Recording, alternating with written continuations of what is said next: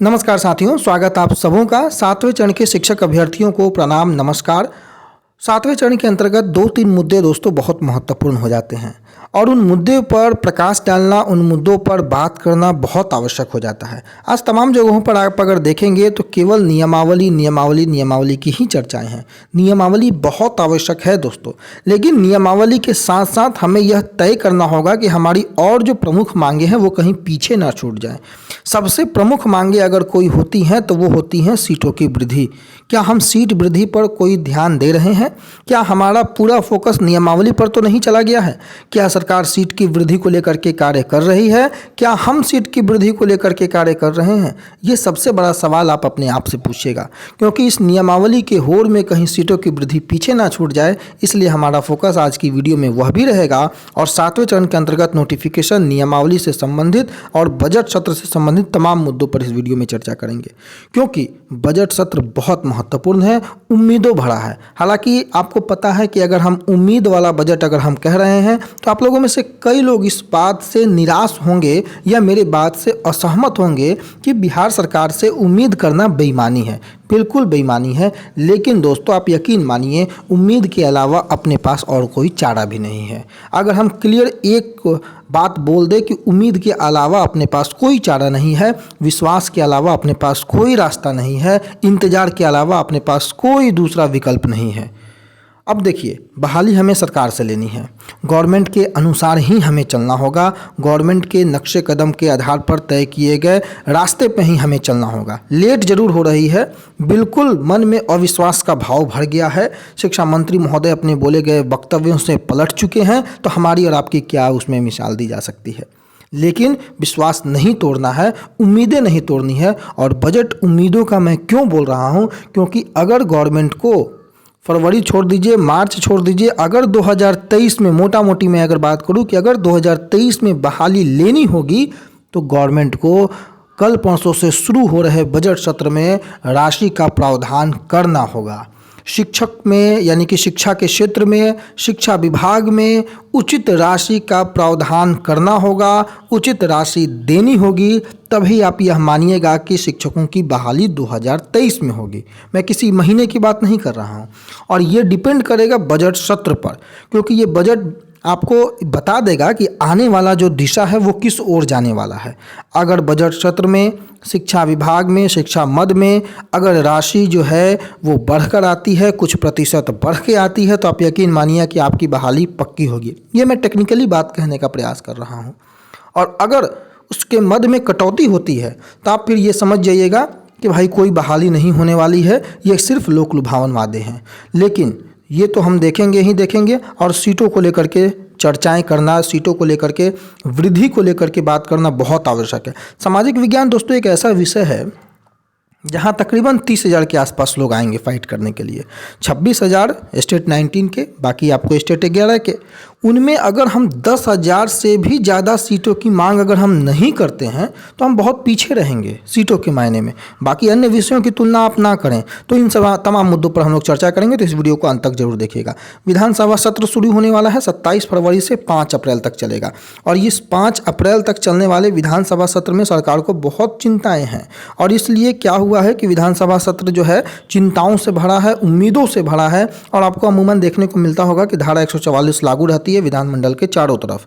Candidate हो या फिर कोई संगठन हो या फिर विपक्ष हो, ऑब्वियस है कि अपने बात का विरोध प्रदर्शन करते हुए विधानसभा का घेराव करने का प्रयास करता है। इसलिए 144 धारा जो है वो लागू रहती है। ये एक अलग मुद्दा हो गया। तो बजट सत्र में 144 लागू रहेगी। दूसरी, शिक्षा विभाग से जुड़ी खबरों की ओर अगर हम चलें तो शिक्षक नियुक्ति की परीक्षा 13 से 17 तक, कस्तूरबा स्कूल में 28 तक अभ्यर्थी सुधार करवा सकते हैं प्रवेश पत्र में त्रुटि होने पर। डमी प्रवेश पत्र जारी।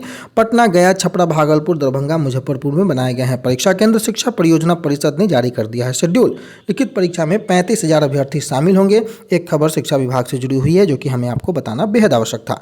दूसरी महत्वपूर्ण खबर की अगर हम लोग चलते हैं तो 40,506 प्रधान शिक्षकों की भर्ती के लिए नियमावली का जो पेच फंसा था, हाईकोर्ट के आदेश के बाद विभाग ने नियमावली पर आपत्ति मांगी है। अभी प्रधान शिक्षक नियमावली में योग्यता जो है वो है कि 8 साल तक लगातार सेवा दे चुके शिक्षक आवेदन कर सकेंगे और उम्र सीमा जो है वो तय नहीं है।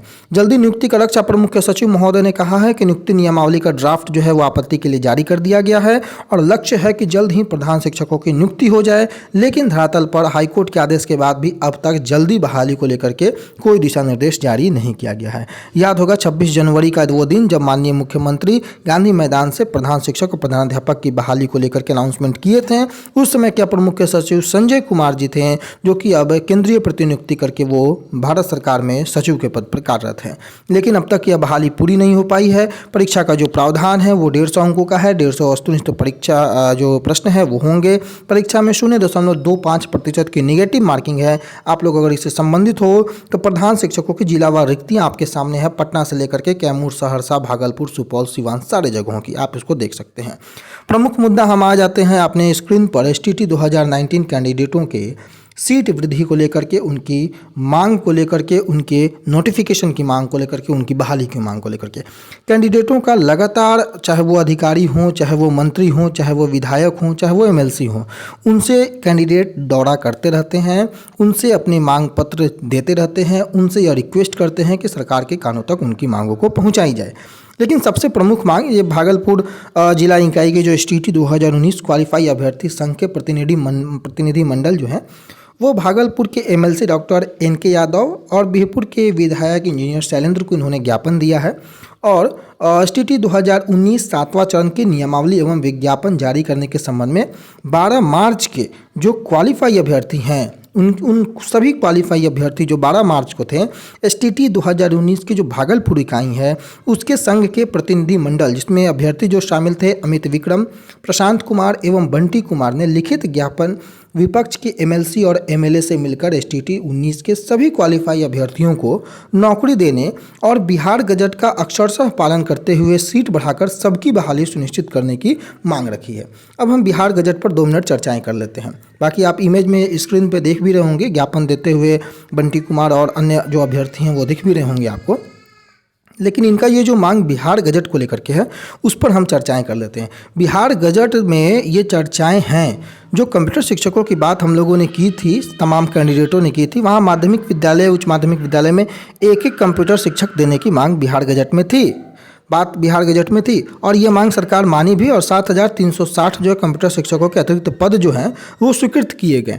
उसी अनुरूप, उसी तर्ज पर सामाजिक विज्ञान विषय में प्रत्येक माध्यमिक विद्यालय में क्या है कि 2-2 सामाजिक विज्ञान के शिक्षक होने चाहिए और सरकार को बिहार गजट का पालन करना चाहिए। और अगर सरकार बिहार गजट का पालन करती है तो तमाम माध्यमिक विद्यालयों में 2-2 सामाजिक विज्ञान के शिक्षकों की प्रतिनियुक्ति होगी और इससे तमाम जो क्वालिफाई सामाजिक विज्ञान के शिक्षक है, मेरा जोर सामाजिक विज्ञान पर इसलिए है क्योंकि कैंडिडेटों की संख्या ज़्यादा है। इसका मतलब यह नहीं है कि केवल सामाजिक विज्ञान में ही सीटें बढ़ाने पर हमारा जोर है। तमाम विषय के जो भी अभ्यर्थी हैं, चाहे वो हिंदी हो, अंग्रेजी हो, गणित हो, विज्ञान हो, तमाम विषयों में सीटें बढ़ेंगी और उस पर भी हमारा ध्यान है। लेकिन सामाजिक विज्ञान चूँकि बहुत पीछे है, कैंडिडेट जो क्वालिफाई हैं और जो सीट है उसके आंकड़े में बहुत का अंतर है, इसलिए इस पर विशेष ध्यान देने की आवश्यकता है। तो जो ये लोग सबकी बहाली सुनिश्चित करने के लिए डोमिसाइल नीति लागू करते हुए ज़्यादा से ज़्यादा अभ्यर्थी जो सफल हैं उनकी नियुक्ति हो सके, इनकी मांगे हैं। इन सभी मांगों को लेकर विपक्ष के विधायक एमएलसी से अपनी मांगे इन्होंने रखी हैं। और वहीं जो नियमावली बिहार के शिक्षा मंत्री चंद्रशेखर के ट्विटर हैंडल से जब बताया गया था कि नियमावली पर हस्ताक्षर कर दिया गया है, जो कि शुक्रवार के कैबिनेट की बैठक में नियमावली पर मोहर लग जाने वाली थी, नियमावली पर मोहर नहीं लग पाना बहुत ही दुर्भाग्यपूर्ण है। एसटीटी क्वालिफाई अभ्यर्थी संघ के जो प्रतिनिधि मंडल हैं, बिहार के तमाम एसटीटी क्वालिफाई 2019 छात्र से इन्होंने आग्रह किया है कि आने वाले विधानसभा सत्र में अपने अपने क्षेत्र के विधायक और एमएलसी से मिलकर, चाहे वह विपक्ष के हों या फिर सत्ता पक्ष के हों, उनसे आग्रह किया जाए और नियमावली सहित 7वां चरण बहाली जल्द से जल्द जो आए, इसके लिए विधानसभा सत्र में सवाल उठाकर अपनी मांगों को सरकार के कानों तक पहुंचाया जाए। इनका यह अपील है। तो ये बहुत ही काबिले तारीफ जो इनका कार्य है कि सीट बढ़ाने, बिहार गजट का पालन करने, सामाजिक विज्ञान, कंप्यूटर साइंस, हिंदी, अंग्रेजी, गणित, विज्ञान, तमाम विषयों में सीट बढ़े और 7वें चरण की बहाली को लेकर के नियमावली और नोटिफिकेशन जल्द आए। इससे आप भी अपने अपने क्षेत्र के जो विधायक हैं उनसे संपर्क करके ज्ञापन उन्हें सौंप सकते हैं और यह ज्ञापन केवल आपके लिए ही हितकारी नहीं होगा बल्कि 80,402 अभ्यर्थियों के लिए हितकारी होगा। और सामाजिक विज्ञान विषय पर 10,000 से कम सीटें आने पर भी काम नहीं चलेगी। सीटों की संख्या 10,000 प्लस होनी चाहिए, चाहे जितनी हो जाए, 12,000, 15,000, जितनी भी ज़्यादा सीटें हों, लेकिन 10,000 से कम सीटें आने पर स्थिति गंभीर हो सकती है। इसका ध्यान आप लोग रखें और जो लोग आपके कामों को आगे बढ़ा रहे हैं, चाहे वो कोई भी अभ्यर्थी हो, उनका सहयोग करें और उनके इस अच्छे और नेक इरादे का सम्मान भी करें। फिलहाल के लिए इतना ही। आगे आने वाले समय में जो भी महत्वपूर्ण अपडेट्स होंगे आप लोगों तक पहुंचाएंगे। तब तक के लिए अपना बहुत ख्याल रखिएगा। धन्यवाद।